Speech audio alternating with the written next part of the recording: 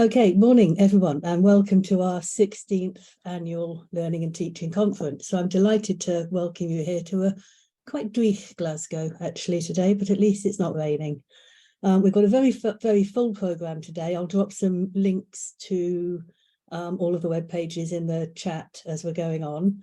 But without further ado, I'm absolutely delighted to hand over to Moira Fischbacher-Smith, who's our Vice Principal of Learning and Teaching, and Micaela Levesque, who is our SRC Sabbatical VP Education. So thank you both, and over to you. Thank you, Sarah. Good morning, everybody. Let me add my own welcome to our annual Learning and Teaching Conference, and particularly to those of you who are joining us from outside of the university. It's really great to see you all. So our theme, Micaela and I are doing a little bit of a double act, and we're going to move seamlessly from one speaker to the other, and we don't have any slides. So if you're wondering if we've forgotten to share our screen, that's not the case. So we themed the conference this year as access to opportunity. Why did we choose that one? It's a broad theme, and it's intentionally a broad theme. Those of us who were involved in deciding, we wanted to create an opportunity, no pun intended, for colleagues across the university to share practices, ideas and perspectives on how we can incorporate a range of different experiences for students, both within the curriculum and as extracurricular activity, that will allow students to develop their competences and grow in confidence. I think confidence is really important here, concerning their knowledge and skills, all of this serving them well, both whilst at university and post-graduation.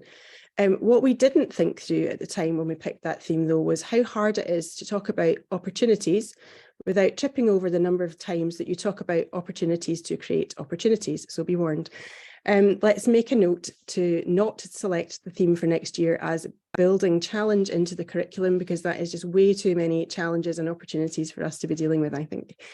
At our last conference, though, we focused on inclusivity, and I think it's really important to see these two conference themes as deeply connected and part of a coherent perspective on the student learning experience.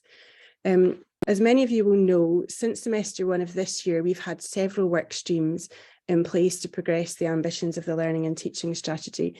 One of those is on curriculum, and those leading that work, so that's Professor Maureen Bain, who most of you will know as Dean of Learning and Teaching in the College of Medical, Veterinary and Life Sciences, and Dr. Michael McEwen, who's Senior Academic and Digital Developer within Academic Services.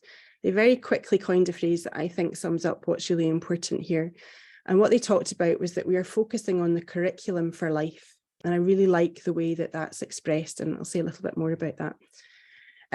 Very careful consideration is being given across all of the work streams as to how we create spaces in our curriculum so that students have the opportunity to access the kind of experiences that strengthen them as disciplinary experts and graduates who are prepared for the world of work.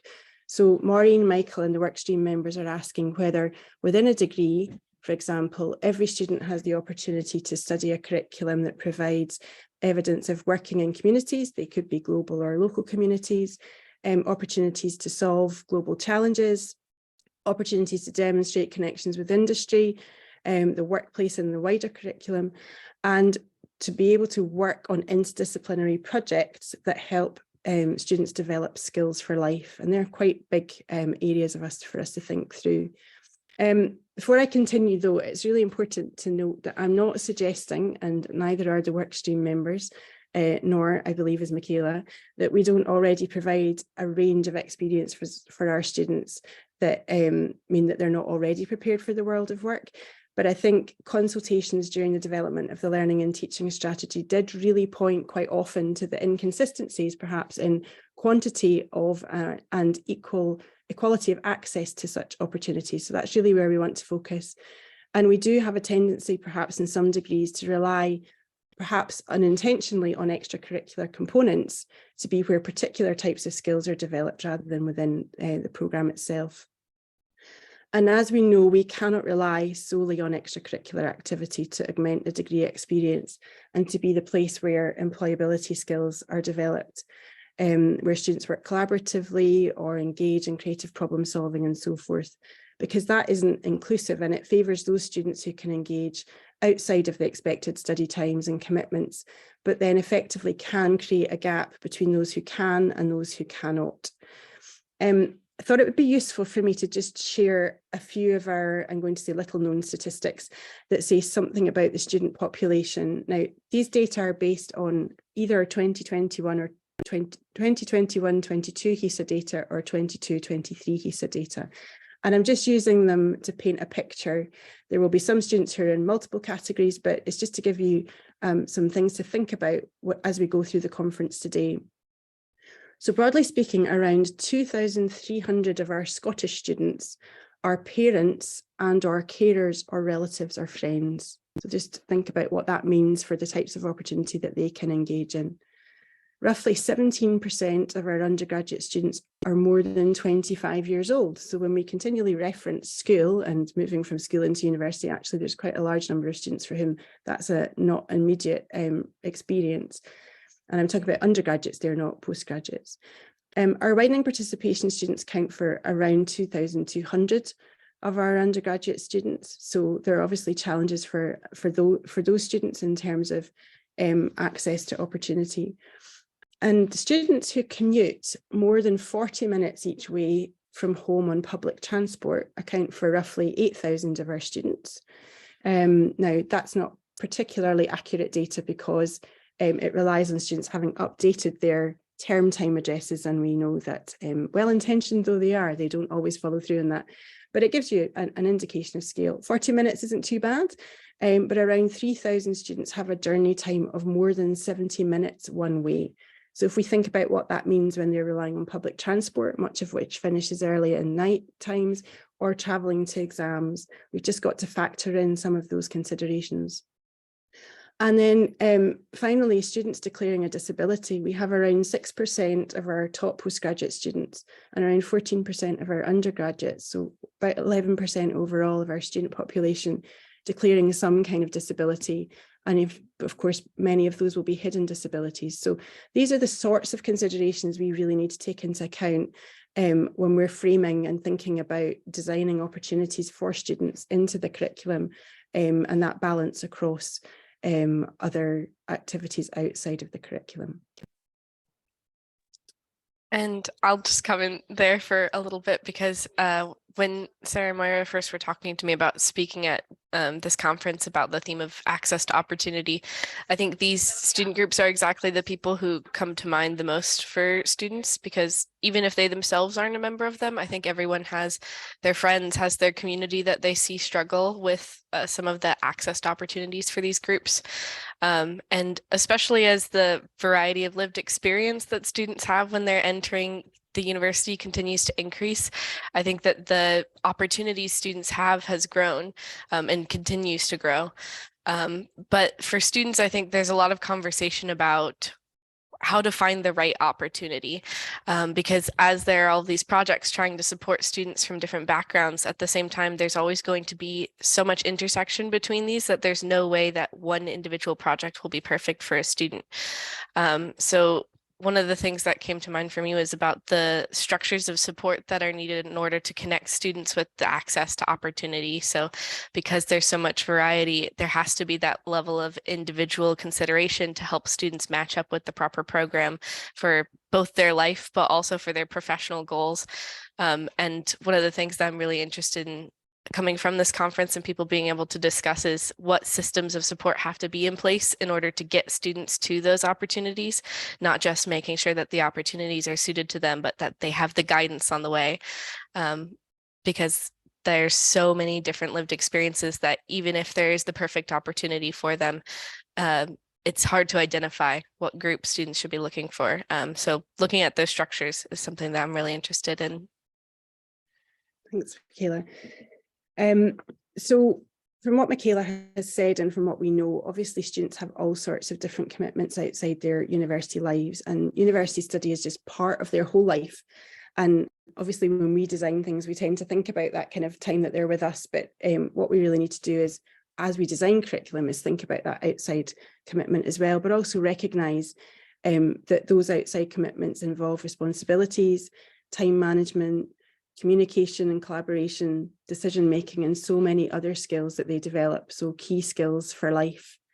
So what we're trying to think through really is, how do we allow and enable students to incorporate, recognise, build on and benefit in their learning from those experiences in their lives that occur outside of the teaching day. And we're also thinking about how we create equality of opportunity for students who cannot engage in wider extracurricular activities, so that they have access within the curriculum to the activities we believe are necessary in preparing them for life post-graduation. Over the last 3 years in particular, we've all been reflecting on how much the pandemic has changed our lives, has changed education, and has changed so many things in the world, broadly speaking. And we've also been thinking about how we can leverage what we've been doing that's worked really well, and to retain those positive changes, and to continue that evolution that we need in order to realise the aspirations of the learning and teaching strategy, and indeed the related student experience strategy, which also focuses considerably on opportunity. And that was also an influence on our conference theme choice, was that kind of relationship between those two strategies. So I'll hand back to Micaela for a minute to say a little bit more about that. Yeah, I think that the impact of the pandemic on what students have had access to is, I think, previously been framed quite a bit in what's been inaccessible during the pandemic for health and safety reasons. But coming back, I think that the concept of opportunity has changed significantly for students even after the fact. I know that you were talking about the HESA data from around 2020, 21, but there was also the data that they pulled about the increase in first-year students overall. So not only first-year undergraduate students, but also first-year postgraduate students who come back from working often to continue their education, trying to find a different place for themselves in the post-pandemic job market. And also quite a few students who are continuing from secondary school who might have had that traditional experience before are coming in with a significant life disruption that obviously moving to university is a huge change for students, but the impact of the pandemic brought them out of that educational system that students traditionally would have been in up until the point that they'd entered university. So I think that the idea of what opportunities are good for students, what they're looking for, has changed a lot. And more than ever, students are looking to the future and trying to establish at least some sense of security for what might come. Students have returned to campus from traditional many students have returned to the campus in the traditional learning environments that are very familiar to staff, sometimes less familiar for them. But they're also bringing with them the knowledge that they gained from that experience from being suddenly taken online. And I think that they're brought back to a world of opportunities that were not accessible to them for very physical, tangible reasons before, but that now have a different kind of inaccessibility. So while previously the idea of opportunity would have been the idea of adventure, spontaneity, something new, exciting, and really expanding their worldview, I think a lot of students now are put in a position where they're making choice about what opportunity to pursue with the perspective of how precarious the next stage of their life could be. So there's a big sense of a need for security in what students might be taking on. So for all of you as educators, this student perspective, I think, is a challenge because it's so difficult when you're trying to bring students into something new, let them expand what they're working on, and bring them to kind of a newer, greater understanding of their subject or of themselves as a person. But there is absolutely some hesitancy there to take some of the opportunities that might be considered more dangerous. But I think all students understand that risk is not in the intellectual content of what they're learning, but is in the risk of what might be lost by taking that opportunity, whether it's lost security from being able to hold a job outside, or lost security of not having time to take care of those who they care for in their lives. There are a lot of things that they need to consider that make an opportunity less accessible to them now, that might be more at the forefront of their minds than students previously. So I guess my challenge for you all today is to talk about how the university can develop opportunities in a way that gives students the academic and personal challenge that lets them grow, but that also provides them the support and makes these opportunities the secure option for them to take. So security, even though it's something that will be a challenge and will be new. Thanks, Micaela. There are so many things that we need to think through in order to respond to what Micaela's just set out there. But let me just point to just a few examples that I think we've got already in the university that we can build on that go some way to addressing aspects that Micaela's addressed around access and inclusion. And I've noticed Fiona's comment in the chat, and I think it's really helpful. It's something we've talked about a lot before in previous conferences, that enabling access to somewhere is not the same as including somebody in something, and we need to really think that through. But we have got areas such as COIL. So for anyone who's not sure what that is, that's Collaborative Online International Learning, which allows a student who's unable to or is inexperienced with respect to travel to experience virtual mobility through connecting on a project with students from other universities elsewhere in the world. And from that, they might then start to undertake small periods of actual travel, or may never be able to, but it gives them that connection. During the pandemic, we also were quite creative around placement activity, and a number of students undertook virtual placements, which allowed them workplace connections and networking, as well as the chance to develop workplace skills. So having the experience that they otherwise just would never have been able to access. So I guess the question for us is, how can we build on more of these types of opportunities and scaffold them, small activities that build towards larger, perhaps capstone experiences for students. Now, one of the things that we sometimes do is we tend to assume that for the professional degrees that actually a lot of this is already built in, but particularly because students typically have work experience or skills development built into those programs. But I'd like to also consider whether there's the same opportunity for mobility, whether that's virtual or otherwise, whether students in some of our more structured degrees have the chance to learn with students from other disciplines in ways that enable cross-disciplinary engagement, or whether they have the chance to work in projects like vertically integrated projects, something that Maureen and Michael are exploring in the workstream, that challenge their professional paradigms and that require them to adapt their approaches to unfamiliar settings and problems. So I think there's something here for every one of us, no matter the degree type, and also the postgraduate students who have that much shorter time scale in which to engage in some of these experiences. We really need to think quite carefully about what we can do for them. So this conference theme of opportunity hopefully offers all of us some time and some space to hear about the kinds of approaches that are already taking place across the university and that we might want to promote more broadly, but also to hear what the students' perspectives are. Micaela's brought some very different views, I think, over the last year about just how much has shifted in the mindset of students during the last 3 years, and I think we really need to try and understand what that means, and what that means for how we help them prepare for their futures, and how we consider what we need to change in the university in order for it to be easier and quicker for us to scale up those practices that we know work well. As I have said many times before, the learning and teaching strategy really is built on discussions across the university and advocates practices that we know are important and that we also know exist somewhere on our campuses. So if we can do it somewhere in one of our programmes, what's to stop us sharing that good practice and benefiting many more of our students?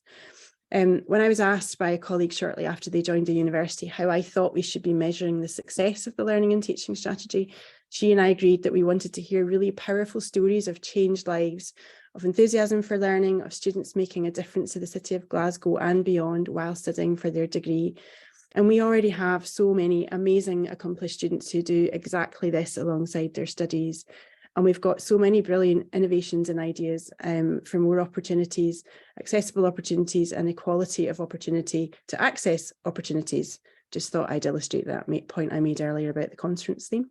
I very much hope that every one of us finds one or two concrete things that we can consider and take back and work on in partnership with colleagues and students to make those changes in our programmes that ensure we really are overflowing with stories of changed lives, of confident graduates, of first-year undergraduates who see their skills develop as they progress through year one, and of postgraduates whose time may be much shorter with us, but is equally transformative. So thank you everyone for taking the time to be here today. Thank you for listening and for your openness and willingness to lead and to make changes. I hope you have a very enjoyable and meaningful day today, and that together we can all rise to that challenge that Micaela set us just a few minutes ago. Thank you. Thank you both. That's given us an awful lot to think about. So we've got 10 minutes before the next session start. What I'm going to do now is I'm just going to drop them into chat. Hopefully the links will work. Yes. So, yeah, go off, grab yourself a hot drink, a cold drink, whatever you like. The parallel sessions start at 10:30. So parallel session 2A and 2B, and you've got the link to the program so you can see what they are. And I'll see you all very, very soon. Thank you. I'm going to end the session now.